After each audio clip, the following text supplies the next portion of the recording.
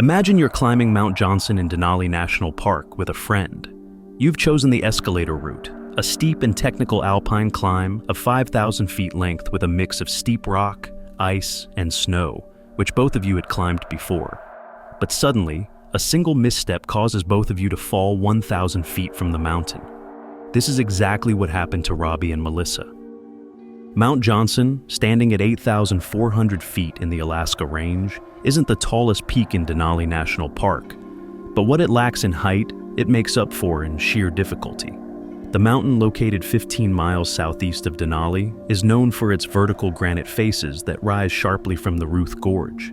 Its south face, with routes like the Escalator and Stairway to Heaven, presents over 4,000 feet of near vertical climbing. This is not a mountain for the inexperienced.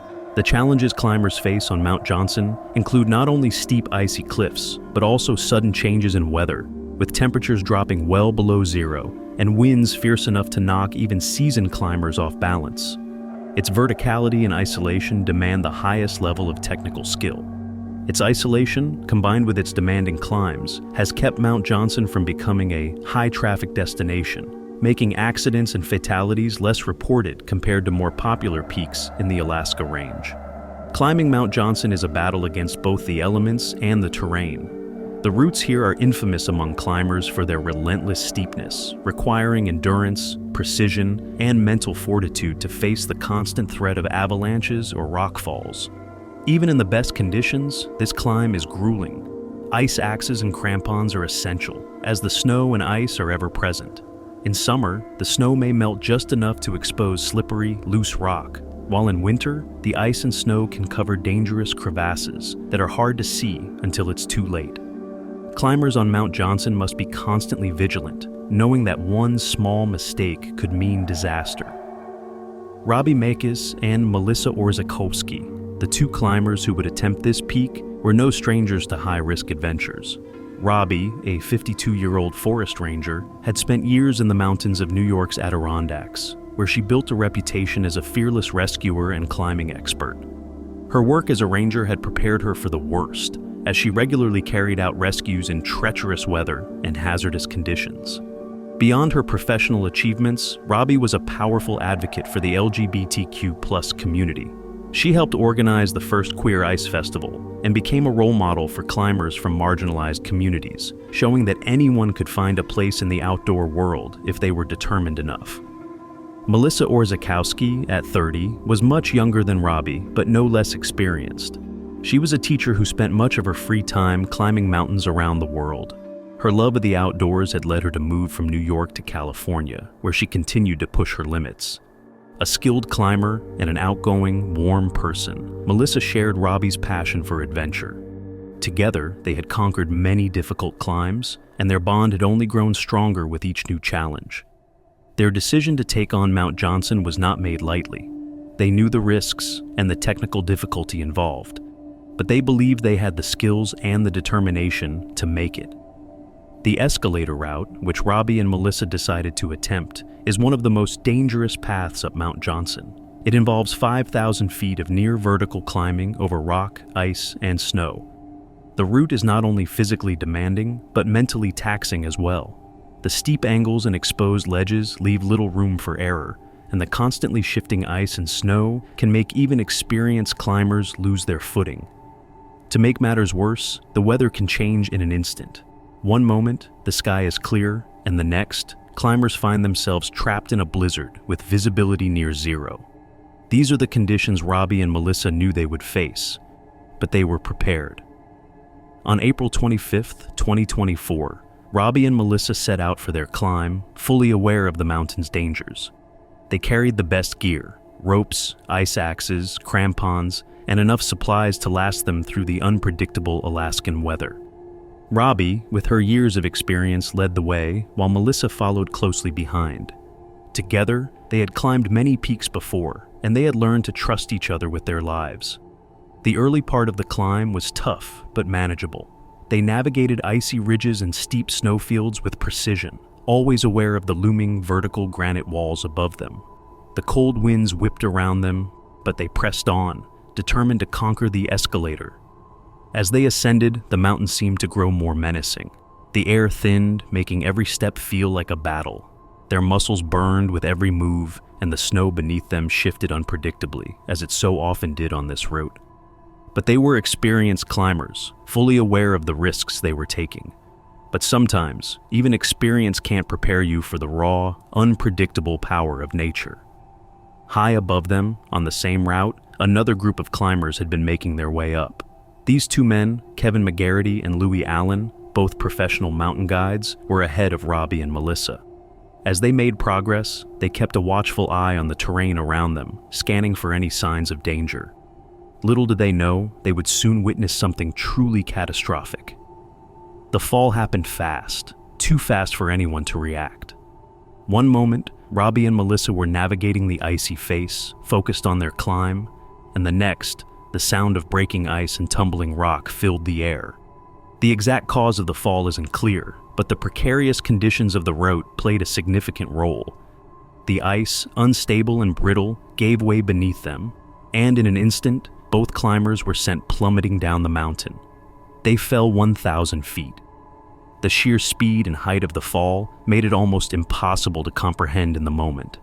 McGarity and Allen, watching from above, were the first to realize what had happened.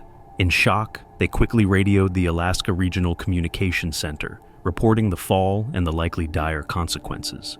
But the mountain was vast, and darkness was closing in. They had no choice but to descend to where Robbie and Melissa had fallen, hoping against hope that they might be able to help.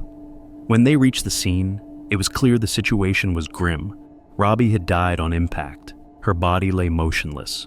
The climb, the mountain, the very passion that had driven her for so many years had claimed her life. Melissa, however, was still alive, barely. Her injuries were severe, and she was in critical condition, but she was alive. McGarity and Allen knew they had to act fast. With temperatures plummeting and the risk of hypothermia high, they began to dig a snow cave to keep Melissa warm. They bandaged her injuries as best as they could, working with the limited supplies they had. The night was long, and every moment stretched out as they waited for rescue, their minds racing with the events they had just witnessed. Back at the park's communication center, a rescue operation was already being coordinated. A helicopter was dispatched at first light with Denali South District Ranger Tucker Chenoweth and Mountaineering Ranger Chrissy Oken on board, both seasoned in high-altitude rescues. By the time they reached the accident site at around 7 a.m. the following day, McGarity and Allen had been tending to Melissa for hours, keeping her as stable as possible. The rescue was challenging.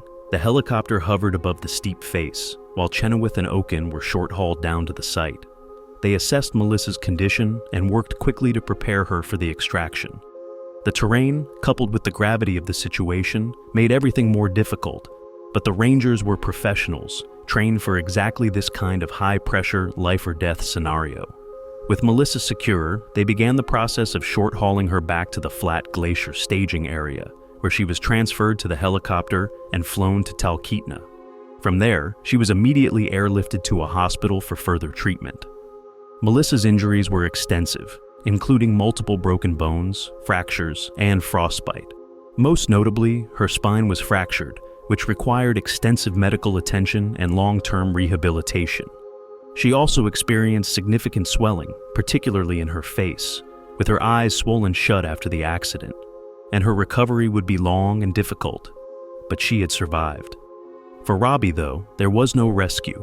Due to poor weather conditions, the attempt to recover her body had to be postponed. It wasn't until 2 days later, on April 27th, when the weather cleared enough for the recovery team to return to the mountain. Robbie's body was finally brought down, and the full tragedy of that day was made clear to all those who had known her. Robbie's death sent shockwaves through the climbing and LGBTQ+ communities. She was more than just a climber. She was a mentor, a ranger, a mother, and an advocate. Her influence was profound, and her loss left a void that would not easily be filled. Friends, family, and fellow climbers gathered to mourn her passing and celebrate the life of a woman who had given so much to those around her. After Melissa Orzechowski was rescued and airlifted to the hospital, her condition remained critical for days. She was battling life-threatening injuries. With the dedication of the medical team in Anchorage and the support of her family, Melissa began to show signs of improvement. The swelling in her face reduced, and she slowly regained the ability to respond to conversation.